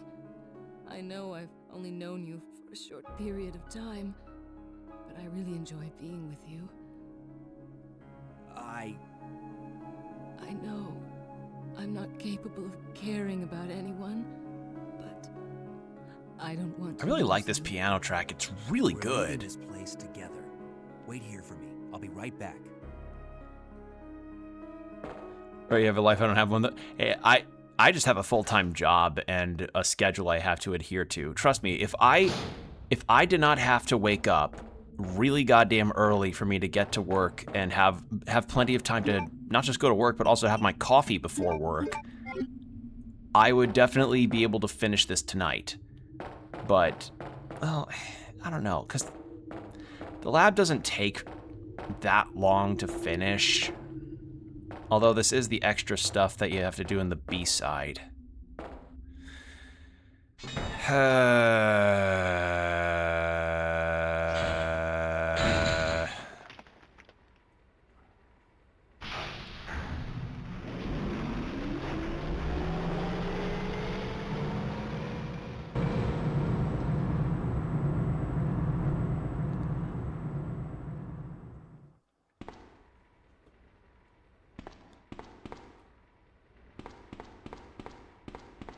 Alright, so there's this door.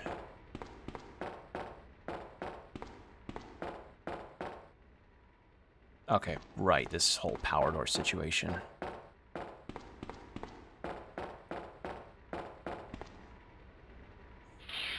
I have the problem of being asleep all day with nothing I can do at night, so 12 hours of streams are common. I used to do streams that were close to about the 8-hour mark, but I found a couple things problematic about that. One, it would mess up my sleep, and two, I would be really exhausted and my voice would hurt after a while. Because, you know, talking for that long was not, you know, it can really hurt your voice after a while. There's a reason why voice actors have to take care of their voices the way they do. Hell, I remember the VTuber Sayu, who's a voice actor. At one point, his doctor straight up told him to not talk for a month because he had wrecked his voice so badly. So, yeah. Like, while 12-hour streams can be good, unless you're taking regular breaks during them to some extent, I wouldn't recommend. Because, like, let's see. Longest streams I've ever done, I think I've at most gone up to the 9-hour mark. One of my longest streams was actually doing, playing Yakuza 5. The finale of that was about 8 hours. I find it have nothing to say after 8-hour mark, tend not to speak a lot to save my voice. Right.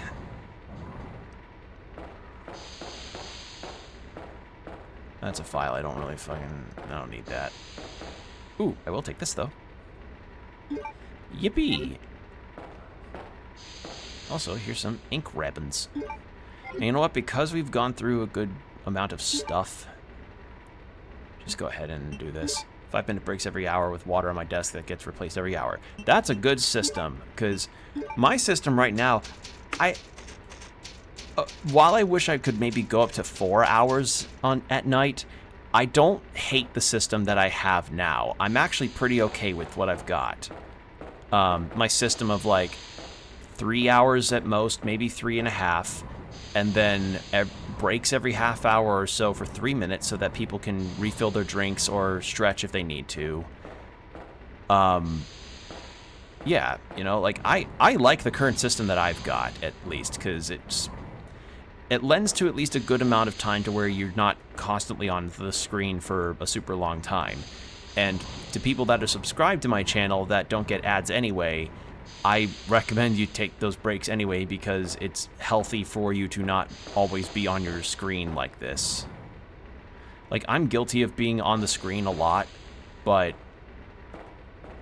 you know, having a full-time job the way that I do, I'm also, for 8 hours a day, on my feet a lot. So, yeah.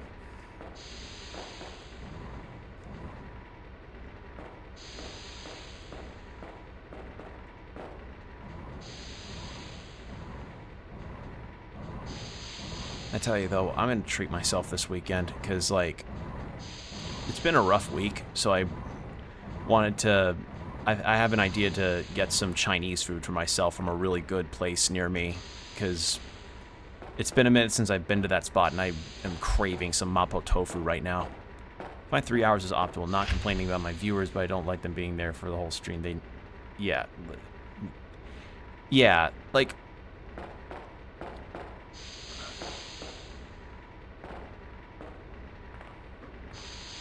It's healthy to have a good balance regarding the amount of stream length you're comfortable with doing, alongside, like, making sure your audience is also doing okay.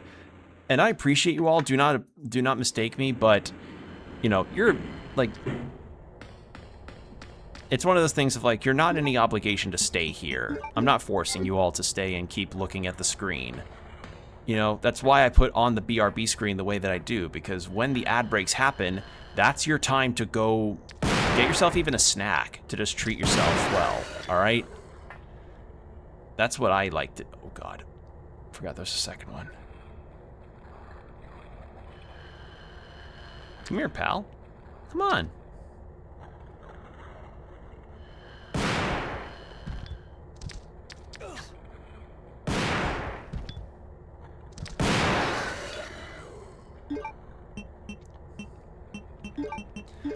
But yeah, when it comes to stream length, like 2.5 to 3 hours minimum, I'd say, is the best optimal amount.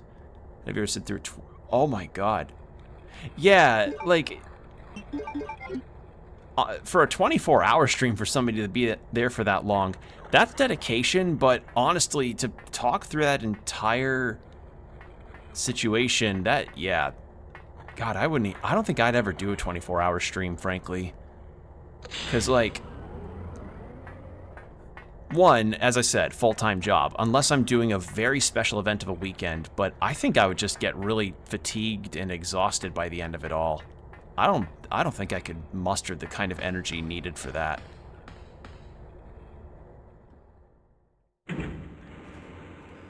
Actually, I don't know if I can sort my videos for...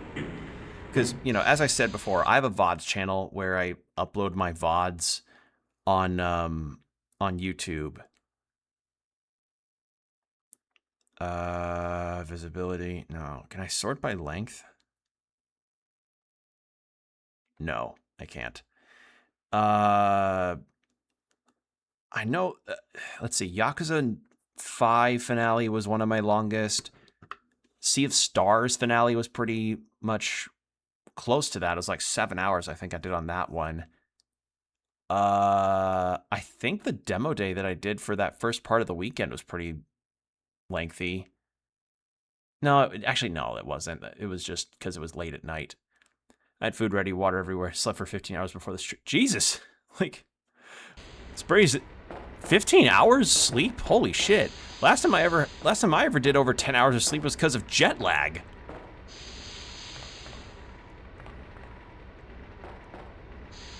Yeah, like, for anybody that has the energy to do those kinds of, like, massive streams, all power to you. I don't. I am comfortable with my 3 to 4 hours, maybe 5. And on the very, very rare occasions, maybe up to 7 hours streams. But... no more than that. I don't have the stamina. I don't have the wherewithal for that anymore, because then I just start to feel muggy, especially, like... I struggle with sleep comes easily now. Oh. Okay, right. I see. That makes sense. Okay, we're going in here. Right, elevator. Press the button.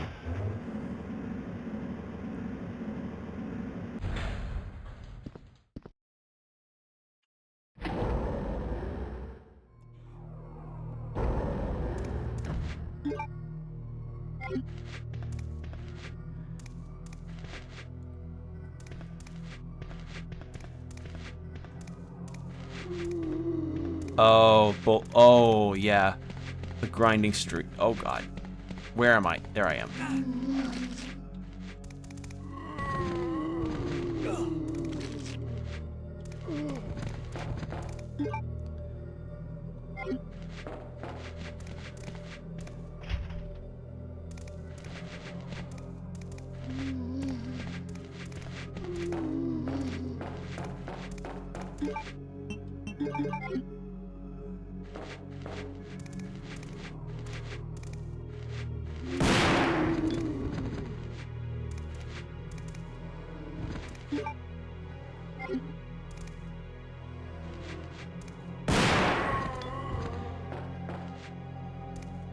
Yeah, for for grinding on streams, especially as somebody that has played a lot of JRPGs, I opt most of the time for grinding to be done as an off-stream activity.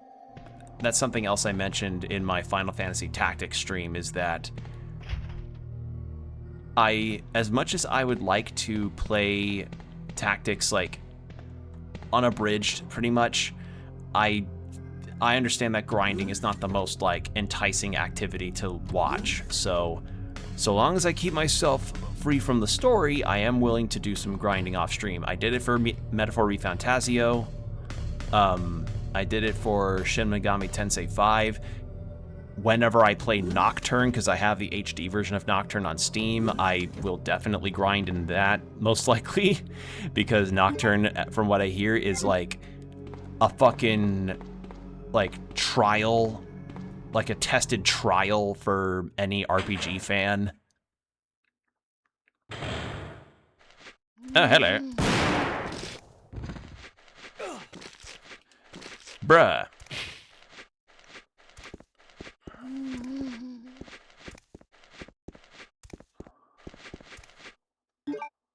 I'm in danger. Okay. I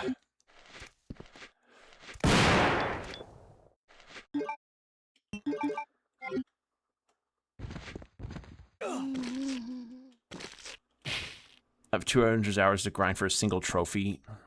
My stream. Yeah, probably not, like, probably would be ill-advised. Oh, wait, that's right, because I burned those as Claire, I can just go in there as Leon. Except I need to heal badly. Driving around a track for 200 hours? Flamethrower? I don't remember getting a flamethrower ever. Okay, that's new.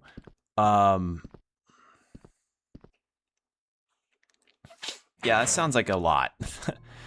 That kind of stuff is the reason why I'm not really a trophy or achievement hunter in any kinds of games that I play, because while there have been completion stuffs that I had done in the past that I think were worth it, it's mostly because they had a gameplay incentive for it. I am not, like, for a digital thing that says you got 100% on this, I genuinely couldn't give less of a shit about that. Like, for anybody that does, all power to you. Great. You know, awesome. But for me, I just don't really see the purpose in it. Like, the reason why I would ever get all of the Jades, for instance, in 9 Souls is because I want to have all of that available. Close heal in the Blue Hall Freezer Room. Blue Hall Freezer Room. Oh, I know where that is. Oh, right. Yeah, you're right. I'm dumb.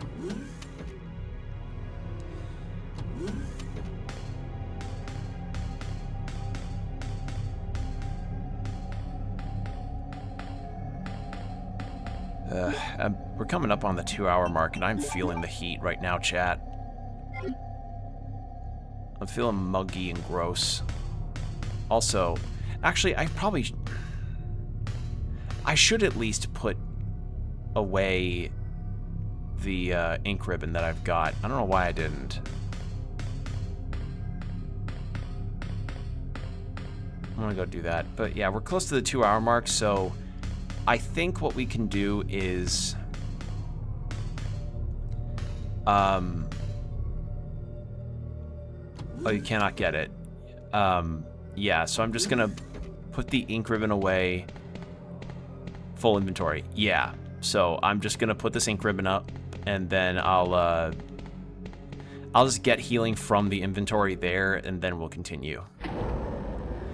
Yeah, like on top of, you know, being tired, it is also really damn hot, and I'm starting to feel really muggy and tired, so we're just probably gonna go a little over 2 hours, and then we'll save the finishing of this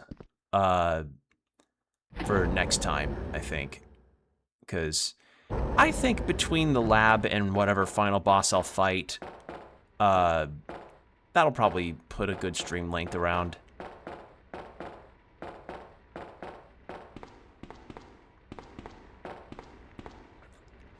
Leon's hobbling injured stance is me whenever I have a pinched nerve in my back. Like, I just have to limp because I have to shuffle because my fucking back hurts so much sometimes. Which has happened. I genuinely have had that. I had that in the start of June, actually.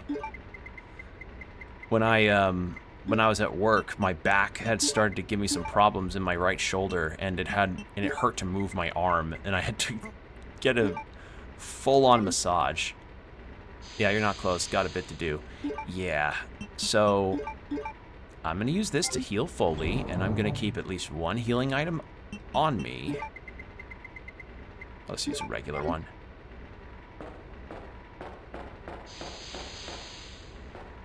And I think we'll probably just go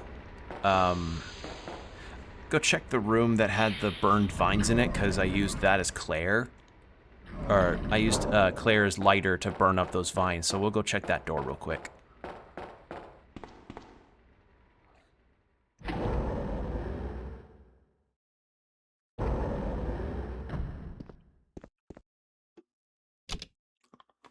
Oh, God. I don't know if y'all heard that. That was my neck.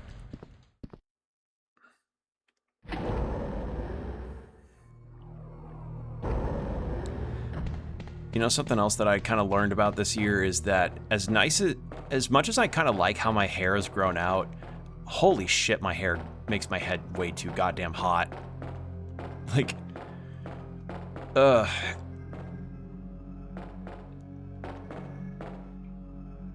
like, this is muggy as shit. And unfortunately, I am not... Where did she go? And unfortunately, I am not hearing any rain outside my apartment, so I feel like maybe the weather lied to me. Ooh, magnums. I was like, wasn't there a toilet item? Yeah, I could fish some magnum rounds out of the toilet. It's like when you drop your phone in there accidentally. Which I haven't done, by the way. I have been fortunate enough to not have to deal with dropping my phone in the toilet. I don't do that, thank God. Alright. So what I think I'll do is... we'll go check that room to see if I can use the key card there.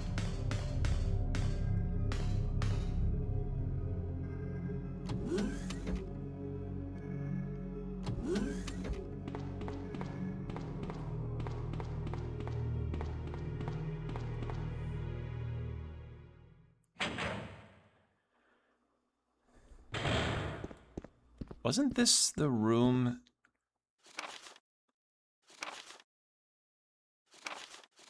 They're in the driver's side cabin in the Japanese version? Interesting. I'm going to use that because I know that will take care of the plant enemies, I think. Because I believe the document said, like, oh, use this if you want to get rid of the plant enemies, but that's not going to... But over time, it's going to... over time, that will...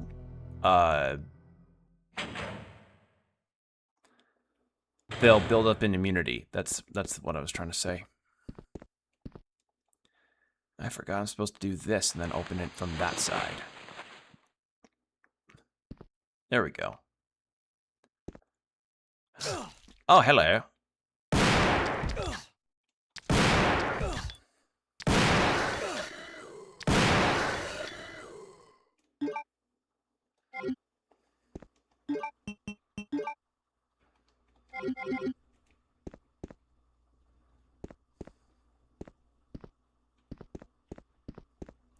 Makes them weaker in the scenario when you use it. Okay, it doesn't... Oh, I see. So it doesn't kill them, it just makes them weaker. Got it. Yoink, and then... Do not use it in a scenario. Well, oops. Is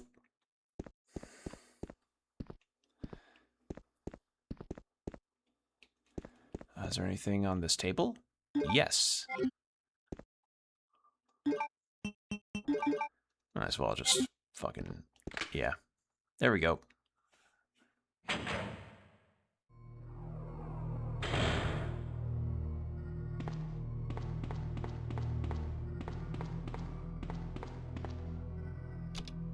No response. Power's not supplied. Right. I need to get a fuse.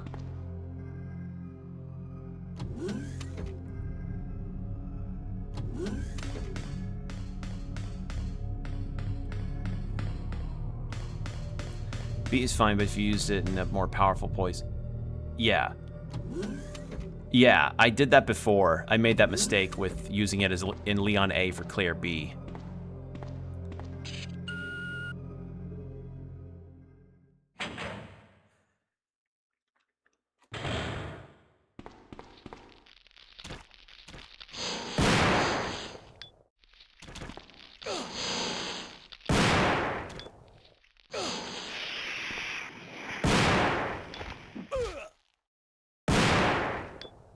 Am I poisoned? No. I'm sorry, did that thing just fucking lash at me from the dead?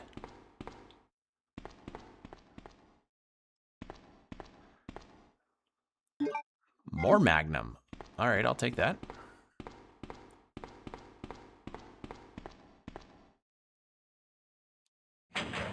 Yeah, I think that would have taken a lot more rounds in the B scenario if I used it in the A scenario. And since you said that Leon's B scenario is much harder, yeah, I'm glad I did this instead.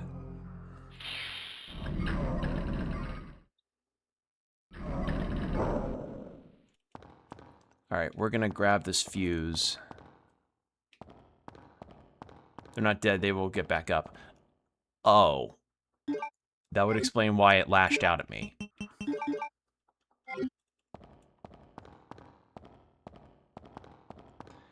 Alright, we're gonna go put this fuse in, and then I think that's probably where we'll stop for now. Because we're at the 2-hour mark, and I am tired, and...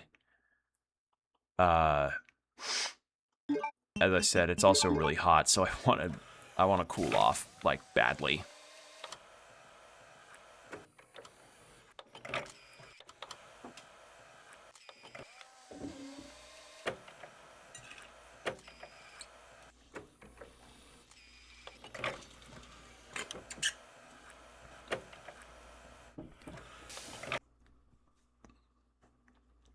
Alright. Put our new main fuse in, and then we will be golden, and then we'll go save.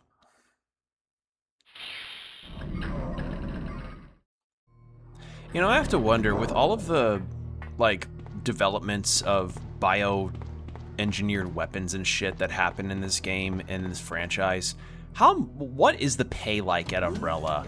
Like, what is the pay? What are the benefits? Do they offer, like, substantially nice PTO? Like, that's the kind of things that I think about whenever I see, like, organization that is so clearly evil. I'm gonna say I'll have to leave soon. Got a motion sensor. Okay, yeah. Yeah, we're about to wrap up anyway, so I'm gonna go... sorry, brain's just... brain fog. I fucking hate this weather. Let's go save, and then we'll probably stop there.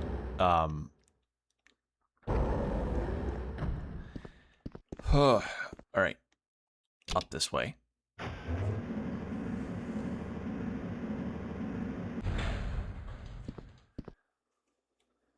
Yeah, I appreciate you all for coming by. Whether you lurked or chatted, I really appreciate you all coming around. Sorry the stream ended up being shorter. I just, as I said, I'm tired, and I'm it's been a muggy, miserable past couple weeks, like week and a half, and I just wanted to at least do something today, because I didn't want to cancel, but, you know, yeah. So, I do appreciate you all being here regardless, even for just this brief time where we get to chill and chat about stuff. It really means a lot.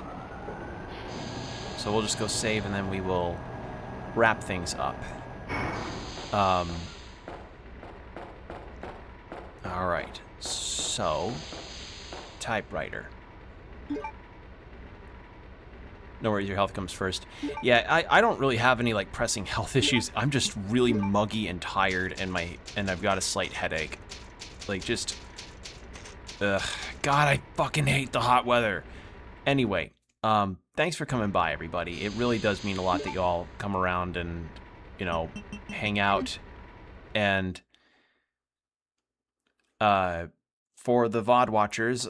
I'm usually live on Twitch every Tuesday through Thursday at 7 p.m. CST. I usually go for longer than this, but as I said, due to the weather just making shit really miserable, I just did not have the energy for a 3-hour to 3.5-hour time today. It happens, you know. But I'll be sure to let you all know on my Blue Sky and on the YouTube posts when I'm up live next, so be sure to check me out there. And yeah, thanks again for joining me, everybody. Stay hydrated, keep your postures checked, be good out there, and I'll see you next time. Have a good one.